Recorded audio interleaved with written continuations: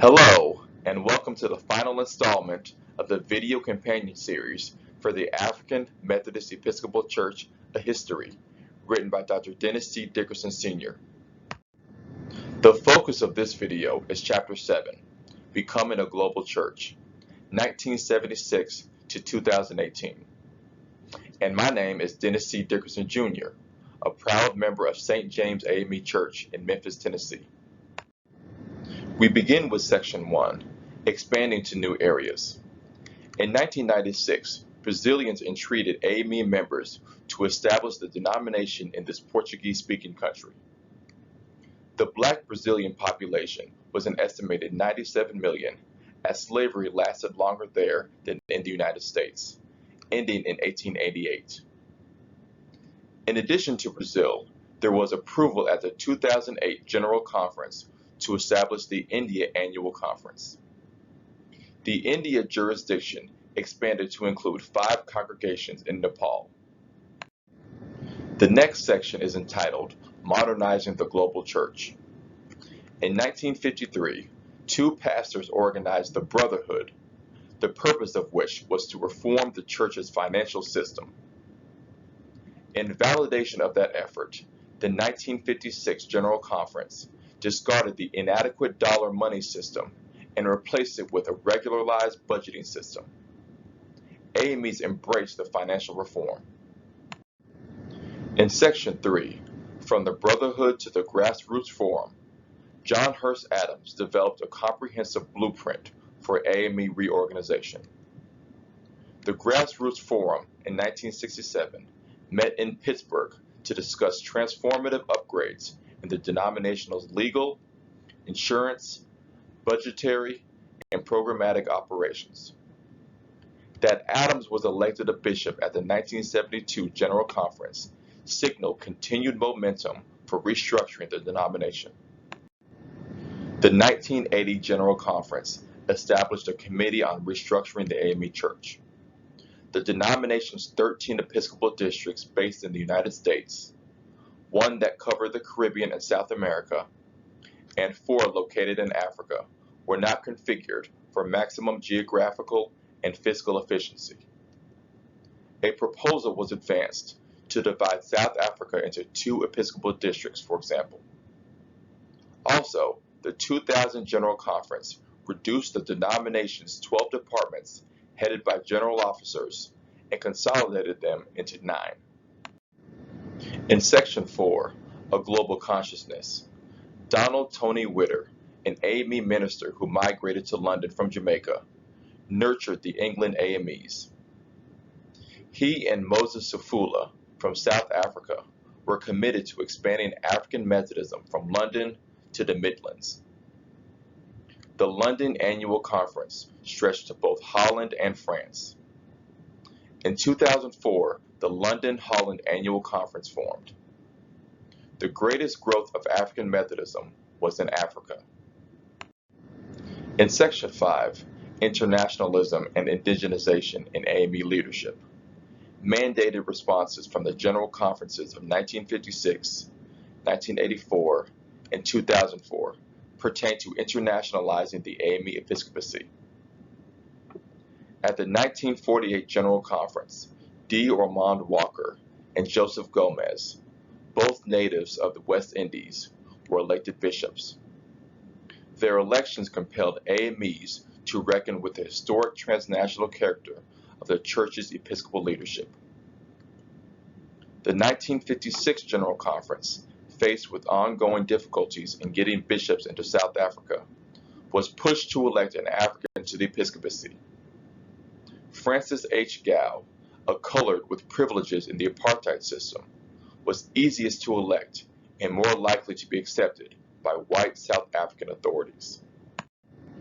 Some American bishops expressed displeasure about multiple African assignments. Bishop C. E. Thomas specifically stated that no bishop should be elected and sent to any district he doesn't want to serve. Bishop Gow and Bishop Harold B. Sinatli, both South African, experienced being elected only to be restricted to Africa, making their tenure as bishop regional rather than connectional. At the 2004 General Conference, bishops recommended the election of 5 bishops from the United States and 3 bishops from outside the United States. The African Jurisdictional Council proposed that 3 African bishops would sign a covenant that would restrict their service and rotation within districts 14 to 19. The 3 indigenous bishops elected at the 2004 General Conference would agree to a lesser salary, approximately 43% less than their American counterparts, to factor in the cost of living in Africa relative to that of America, and the exchange rate on American currency in Africa.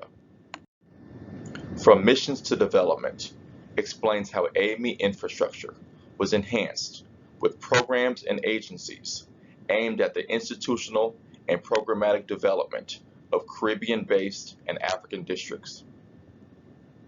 Beginning in the 1970s, denominational budgets targeted these jurisdictions with funds to sustain service centers, underwrite district projects, and finance special initiatives in health and other social programs.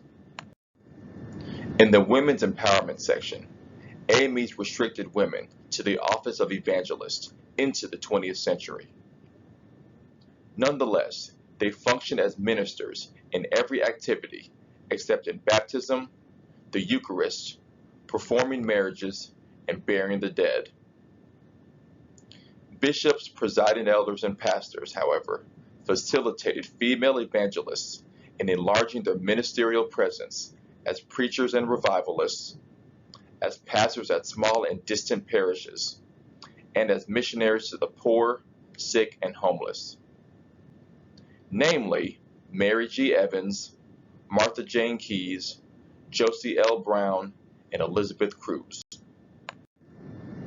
The following general conferences were pivotal for the movement for women toward full ordination. At the 1948 General Conference, women could be ordained local deacons. At the 1956 General Conference, women could be ordained local elders.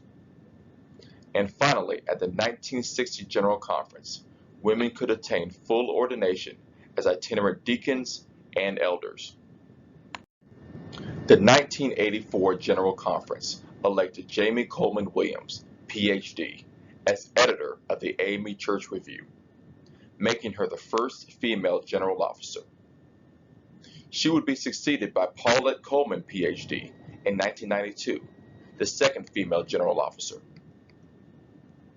The General Conference of 1992 created African Methodist Episcopal Church Women in Ministry to address the issue of sexism in the church and to address issues of opportunities for AME women.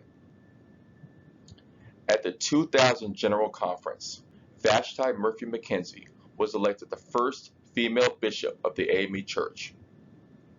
Carolyn Tyler Guidry and Sarah Frances Davis followed in 2004.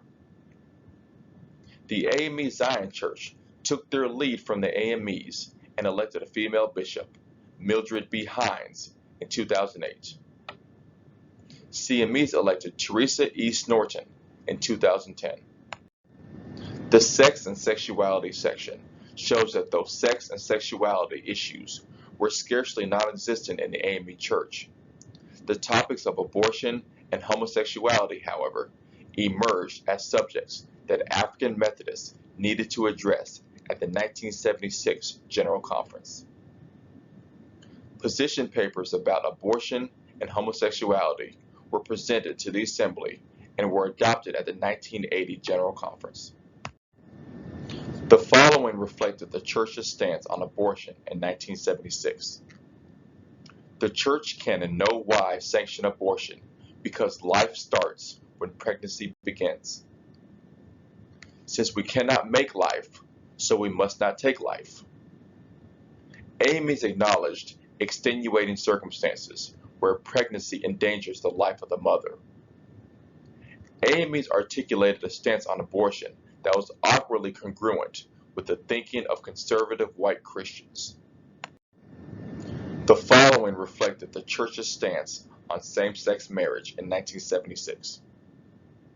Concerning homosexual marriage, the church stated that, as a church, we categorically, unreservedly, and unequivocally reject the concept. It is totally inconsistent with the biblical and theological conceptualization of marriage. The church forbade ministers to marry same-sex couples, adding, "We believe that the normative sexual relationship is between man and woman." M. Joan Cousin, wife of Bishop Philip R. Cousin, led in pursuing a frontline response to the HIV/AIDS crisis. Chiquita Fye, medical director of the AME Health Commission, presented a position paper on the HIV/AIDS epidemic at the 1996 General Conference. HIV/AIDS testing took place at the 2007 General Board Bishops' Council meeting in Columbus, Ohio. Delegates at the 2016 General Conference enacted 2 bills that integrated the fight against HIV/AIDS as a health priority for the denomination. Sexual harassment of women by male ministers emerged as a major issue at the 1996 General Conference. Delegates enacted legislation that punished sexual harassment and sexual exploitation by compelling clergy to surrender the ministerial office for varying lengths of time for the first and second offenses, and to be ousted from the ministry after the third offense. In Section 9, Neo-Pentecostalism, Pentecostalism emerged as a worldwide religious phenomenon, just as African Methodism became increasingly globalized. Characterized by exuberant emotional worship, glossolalia, and popular gospel music, AMEs in sundry settings have adopted this worship motif.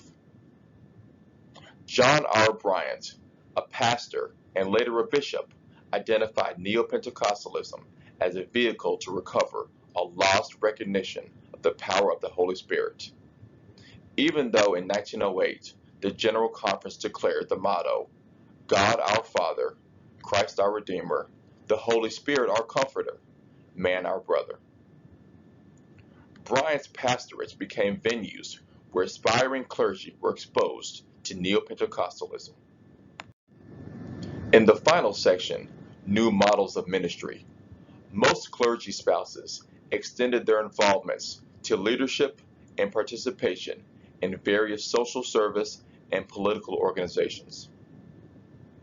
Also in this period, we see a rise in clergy couples. Out of Neo-Pentecostalism, several AME congregations morphed into the megachurch movement.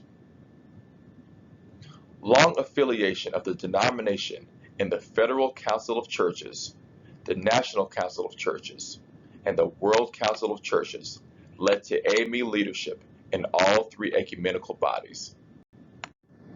Well, for the final time, thank you so much for watching. Please stay tuned as Dr. Christina Dickerson Cousin interviews another dynamic panel of AME scholars, clergy, and lay. Please submit your questions and comments via Facebook Live. And stay tuned as Dr. Christina Dickerson Cousin interviews the author, Dr. Dennis C. Dickerson Sr. Also, please submit your questions so Dr. Dickerson may answer them. Thank you so much for all your love and support. God bless.